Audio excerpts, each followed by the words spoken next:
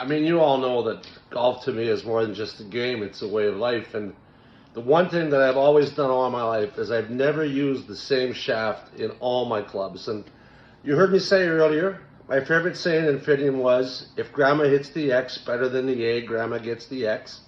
And validated by launch, of course.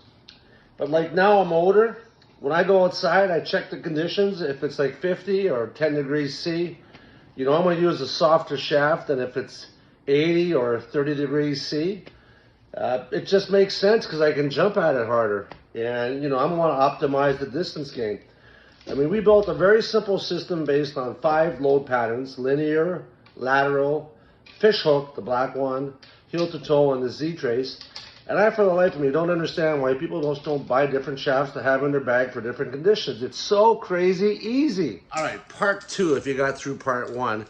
I never used the same shaft in my entire bag ever. My driver shaft was always different than my fairway wood. I mean, I recognized early that you were going to hit up on a driver, and I like going down and being very aggressive on a 3-wood. 5-wood, kind of the same thing. My long irons were always more flexible than my mid and short irons so that I could get more height. And my wedges were always super stiff because I wanted that club to be with me all the way. Now, putting's interesting too. I mean, you can even have some fun fooling around mixing the shafts up in the putter. But with respects to the drivers and the fairway woods, I never used the same shaft in my driver that I did in my fairway woods ever.